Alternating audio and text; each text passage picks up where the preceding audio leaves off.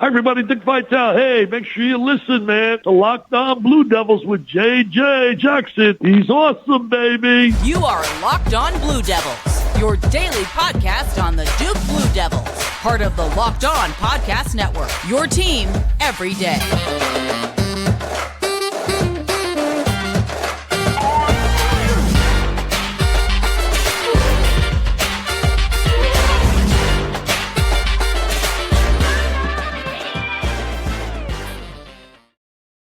Hello, everybody, and welcome into another episode of the Locked On Blue Devils podcast. My name is J.J. Jackson. Hope that you're doing well here today on Wednesday, March 22nd, 2023. On today's show, we're going to continue to talk about the end of the year for Duke men's basketball. We'll discuss this all week long. Next week, we'll jump into our end-of-season reviews for various players and start to turn our attention towards next year and what that roster could look like. Those conversations are already happening. So we're going to have everything that you need to know about Duke men's basketball right here on Locked On Blue Devils. If you haven't done so already, follow us on Twitter at LO_Blue Devils. I'm on Twitter at _JJ_Jackson_. Please be sure to follow and subscribe to Locked On Blue Devils for free wherever you get your podcasts. We're available each and every day that you can watch or listen to our show, and your support of Locked On Blue Devils means the absolute world to me. I'm going to have Josh Cox, my buddy from Duke Football Talks Section 17 podcast, here on the program with me today. Make sure you leave our podcast a 5-star rating and review. Again, subscribe on YouTube and check out the Section 17 podcast as well. Josh, last week we spoke. We were really hoping that we would not have this conversation here today, and yet here we are. There is not a Sweet 16 game to prepare this weekend in Madison Square Garden for. Instead, we're talking about the end of the year for Duke. Yeah, just a disappointing way to end the season. And, you know, I'm sure we're going to dive into it. But, man, if you really look at it, had Duke won this game, the waters had parted to get to the Final Four, I feel like, for the Blue Devils. But, like I said, just a disappointing way to end it. And obviously a team that had won 10 games in a row, we just couldn't quite make it 11. Is it fair to say that within 5 minutes of the Purdue game ending, you had already connected the dots that it could be an easier path for Duke to get to the Final Four? Oh, 100%. And then it could have even been in the second half of that game when it felt right. like Fairleigh Dickinson was going to win. You were already thinking those things. Oh, it was wide open on our side of the bracket. And then the other side of the bracket opened up in Michigan State knocking off Marquette. And, yeah, you know, you just feel like things are just kind of like, you know, I mean, Kansas State, all due respect to Kansas State over there, they don't necessarily scare me. And not that they couldn't beat us. They definitely could beat us. But, you know, if I had to put money right now on who's going to come out of this East bracket, I'd put money on Tennessee. I think the Duke and Tennessee, in a weird way, and I kind of said it at the beginning, were the best two teams in that bracket, possibly. And that game was a hard-fought game. I know it wound up being, 13 when it was all said and done, but it was a tight game all the way down to the end. Yeah, now Tennessee prepares for a Sweet 16 matchup against Florida Atlantic, and Duke prepares for next season, unfortunately. So end of the year for the Blue Devils, and it was a game in which Mark Mitchell did not play. That has got message boards going wild right now, rumors going crazy, but all we know is that after the fact, John Shire said 5 minutes before the game got started that Mark Mitchell would not play, and he certainly once again proved to be the unsung hero of this team. Yeah, he started every game, you know, leading up. So that was the first game that he didn't play in, the first game that he didn't start. You know, I maybe had overhyped Mark a little bit in the sense that I felt like Mark could possibly lead us in scoring this year just because he could score from so many different places. That obviously, you know, didn't come to fruition. But I believe that Duke fans, you know, even the casual fans that maybe didn't watch every game but kept up with the team, knew how much Mark meant to this team. He can defend multiple positions. He's 6'9". He's got kind of a herky-jerky rhythm to him on offense that can make him really tough to defend. He draws fouls in the lane really good. He matches up against a team like Tennessee very well on both ends of the court. I feel like he could have guarded a couple of different, you know, positions there on defense. And then obviously on offense, he's just that guy. He gets the ball, that Euro step. He can, you know, he tends to draw fouls. And we definitely could have used Mark Mitchell. There's no question about it. And unfortunately for Duke, they did not need to use him in the Sweet 16 game because there's no Sweet 16 game to be played. Olivier would have been his matchup on the opposite end for Tennessee. He goes off and has a career game, career high 27 points. And I mean, those are the dots you start to connect when you really think about the impact that Mark Mitchell would have had on that game. I mean, you see a guy like Filipowski trying to guard him, and Kyle's a better defender probably than what people give him credit for, but Mark's on another level, and Mark can really get up in somebody, especially a big, because Mark's quick enough to stay in front of him, and so Mark can really close out stronger on those bigs, and the game would have been different. There's no doubt in my mind the game would have been. Now we may still have lost the game, but the game would have been different. It would have been altered and changed with Mark Mitchell in that lineup for sure. Talking about the end of the season for Duke men's basketball, here with my pal Josh Cox from Duke Football Talks Section 17 podcast. We'll discuss the season at large after our first time out here on today's program. Locked On Blue Devils here today is brought to you by our friends over at FanDuel. The tournament is heating up, and now is the perfect time for you to download FanDuel, America's #1 sports book. New customers get a no-sweat first bet up to $1,000. That's bonus bets back if your first bet doesn't win. Just download the FanDuel Sportsbook app. It's safe, secure, and super easy to use. Then you can bet on everything from the money line to point scores, three-point shots drained, and so much more. FanDuel even lets you combine your bets for a chance at a bigger payout with the same game parlay. So don't miss the chance to get your no-sweat first bet up to $1,000 in bonus bets when you go to FanDuel.com/lockedon. That's FanDuel.com/lockedon to learn more. Make every moment more with FanDuel, an official sports betting partner of the NBA. We move forward here on today's episode of Locked On Blue Devils. We're rehashing the men's basketball season 2022-2023 edition. If you're watching us on YouTube, in the comments below, I want to hear a couple of things from you. Who would you give the team MVP award to for this season? An unsung hero, the best game Duke played, your favorite game Duke played, some of those superlatives. We'll have Josh Cox think about those, and we'll get to those a little bit later in today's show. I'll share some of my thoughts as well. But Josh, as we look back, year one of the Jon Scheyer era, the season as a whole, what do you think? I mean, I couldn't be more happy with the job that John did, with the job this entire coaching staff did. We had a team that was riddled by injury at the beginning of the season, and a team that from, I would say, the second to third week of January, I don't have that exactly in front of me, when kind of the flip began to happen. But this team started improving, and throughout the month of February into the month of March, this team really peaked. And so to me, that is a result of good coaching. It's a result of good development. I love the fact that in the video that Duke Blue Planet put out, you saw Derek Lively credit Emil Jefferson for a lot of his improvement there on the floor. And, Lively went from a guy that Duke fans, didn't really want to see get more than 5 minutes a game to like, man, we can't have this guy out. Like when Ryan Young's in the game, everything changes. And so he really improved specifically. But yeah, to me, the season is a success. I saw soon after the game on Twitter, there were some prominent Twitter accounts asking, would you label this season a success? And to me, that's not even a question. I mean, we won the ACC tournament. We got better. We beat Carolina twice. We avenged a loss at NC State. We avenged a loss at Virginia. We undefeated at Cameron Indoor Stadium. Undefeated at Cameron. Great point. Forgot about that. We avenged a loss at Miami. We beat them 2 out of 3 times. Like at the end of the day, man, it wasn't a perfect season by any stretch of the imagination, but it was a successful season. And Jon Scheyer and his staff and the program definitely needs to recognize that.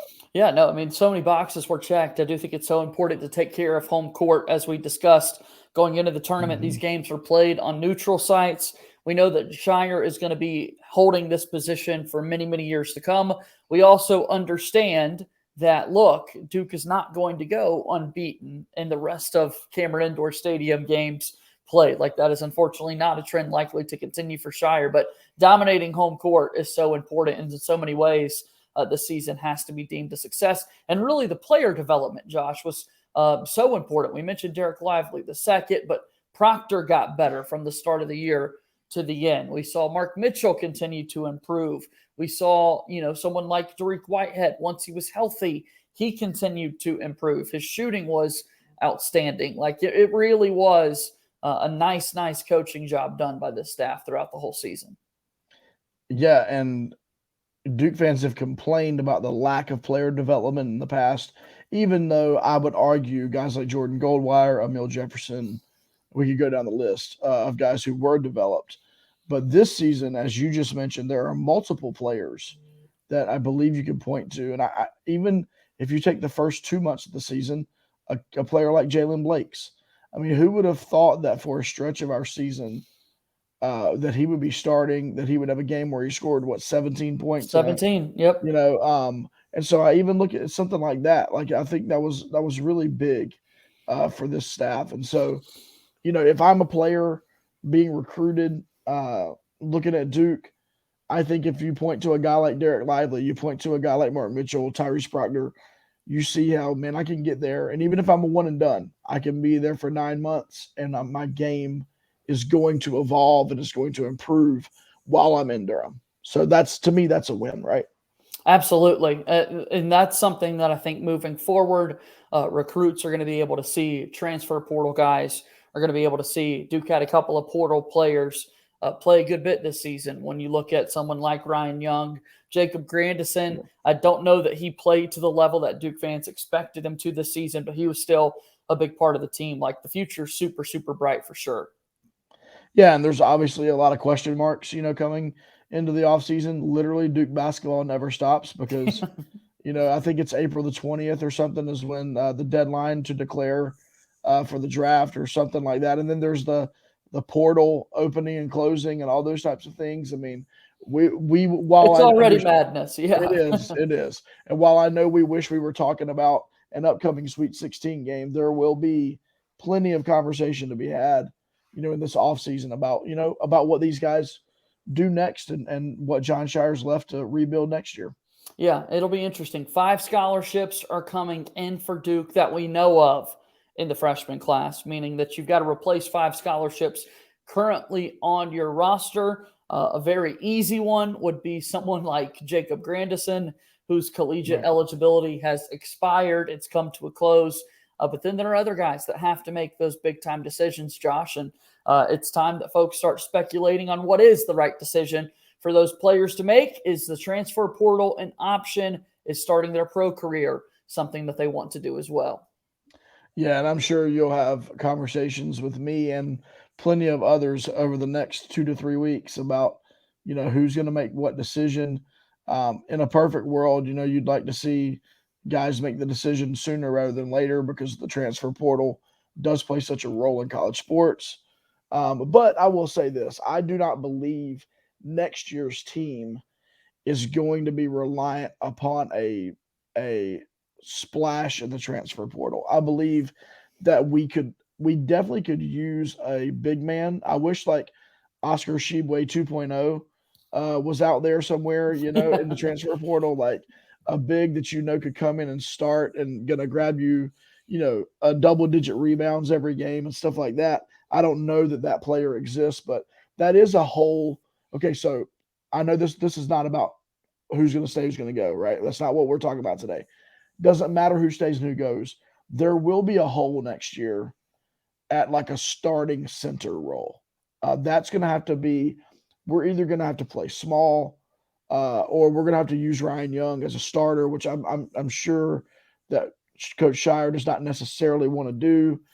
Does Christian Reeves take like 3 major steps up in the offseason? I mean, the kid went from like he's definitely not going to play to like, to he played a little bit. Yeah. And when he's in there, I mean, he had 6 points against Pitt in the ACC tournament. Exactly. I mean, he's going to grab rebounds, and if you give him the ball in the post, he's going to turn around and put the ball in the basket. So, there's question marks, but I will say, it will be interesting. And the timing of how everyone, the timing of their announcements, especially if they're going to stay, I think that really does impact the transfer portal. And so we'll see how that all works. It's going to be interesting. Ryan Young already saying he's coming back to Durham for another season, which is super exciting.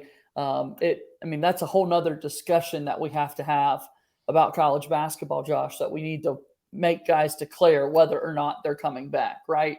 A player like Jaden Schutt, who I absolutely adore, it almost feels like we need to hear from him if he's planning to come back to play for Duke next year, which is crazy. 10, 15 years ago, it's all a given that guy's going to return, but I digress. It's a different day and age in college sports for sure. Locked On Blue Devils here today. JJ Jackson alongside my pal Josh Cox from Duke Football Talks Section 17 podcast. The calendar has turned to March. April is right around the corner. The draft is a little bit over a month from now on the NFL side of things. So tons of football storylines taking place. Tell me a little bit about the Section 17 podcast. Yeah, we covered Duke football, and I guess you would say that Shaka Hayward, and seeing what happens with his pro career, and does he get drafted or does he sign as a undrafted free agent? I believe there's a couple of offensive linemen and Chance Lytle and Andre Harris off of last year's team that will definitely get some pro looks, and so we try to cover Duke football. We'll be there for pro day. We'll be there for spring ball, and try to give Duke fans kind of a fan's perspective on the team. And so we're fortunate enough to have been media credentialed, and we have kind of that access. And so that's what we do at Section 17. And so we're gonna kick off some cool new things. We're gonna be on YouTube this year, and we're gonna start a Patreon page and all these types of things. And so we're just trying to expand and keep giving better and better content, which is always the challenge, right? You understand this, JJ, what you do as well. It's like you always want to give really good, high quality content, no matter what you do. So that's our goal in the football world. All right, so I do want to get to some superlatives here for the Duke basketball season. Best game, favorite game. It's okay if it's the same. If you want to differentiate the two, Josh, when I pose that, what comes to mind? Well, it has to be. I'm gonna have to say it's probably a game that I was in attendance for. Fair. Right? So if that's gonna be the case, it's gonna be between the UNC game at home at Duke and the Pittsburgh game in the ACC tournament. I think I've got to go the UNC game at Duke just because it was the first one, and it was like we all know what happened last year. Believe me, we all know what happened. And for Duke to come out and get that win, especially at that time, this was before UNC was kind of on their free fall decline. And so we got that win at a very important time, and I believe that was great. Yeah. Not discounting the Pitt win. The Pitt win was wild. I mean, Ryan Young dunked. I mean, that's how crazy that game was. So. We had a Derek Lively insane performance in that UNC game. Yes. My favorite would probably be that home game in Cameron for that one, because Lively was unreal. But you're right, that Pitt game, Duke obliterated Pitt in the ACC tournament, and that was so much fun to watch. Winning the tournament was outstanding against Virginia. Yeah, getting that. But you can't say a Virginia that was a bad basketball game. It was terrible. It was not good. Yeah. What was it the other game, JJ, earlier in the year? Was it the Syracuse?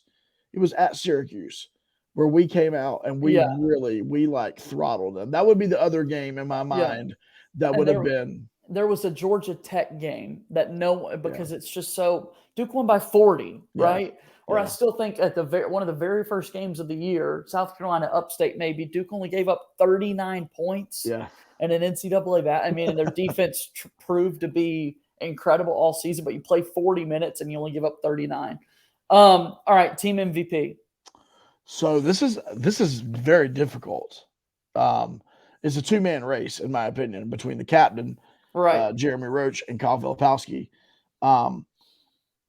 I'm going to take it in the most straightforward sense, most valuable. And so what this means to me is if you remove this player from Duke's team, we are way worse off. And so I've got to give it to Jeremy Roach. I believe if you take Jeremy Roach off of this team for the season, there is no way in the world we even come close to what we accomplished. As much as I love Filipowski, and I love him. I mean, I am the Leitner comp guy, like the whole deal. I love Kyle. I do feel like if Kyle Filipowski was not on this team, we would have figured it out. Mark would have probably moved down to that 4. We'd have figured everything out, and we would have probably not been as good, obviously. But I feel like we would have been better than if we lost Jeremy. And so I have to give Jeremy the MVP. And he's got his faults, man. He's not perfect. But daggone it, when we needed something, and we needed a bucket especially, he could go get it. And so I got to give it to him. I think Jeremy's a fair choice. I really do. The captain, I think I would probably go Kyle Filipowski, just given the scoring and the impact and just, man, that guy was so much fun to watch. And hopefully we get year 2 of Flip for sure. That's what a lot of people are wondering. And buddy, we're just gonna have to save that for next week. Another conversation. Yeah, we can have we can talk all going. That. Oh sure. Yeah, we absolutely can. Well, Josh, thank you so much for the time as always. I look forward to talking to you again next week. Okay, JJ, have a great week, man. All right, that's my pal Josh Cox joining us here on today's program. That's going to do it for today's episode of Locked On Blue Devils. As always, thank you for your support. Follow us on Twitter at @LO_Blue Devils. Subscribe on YouTube. Subscribe on the podcast feed as well. As always, go Duke. I'll talk to you tomorrow. My name is JJ Jackson. Thank you and good day.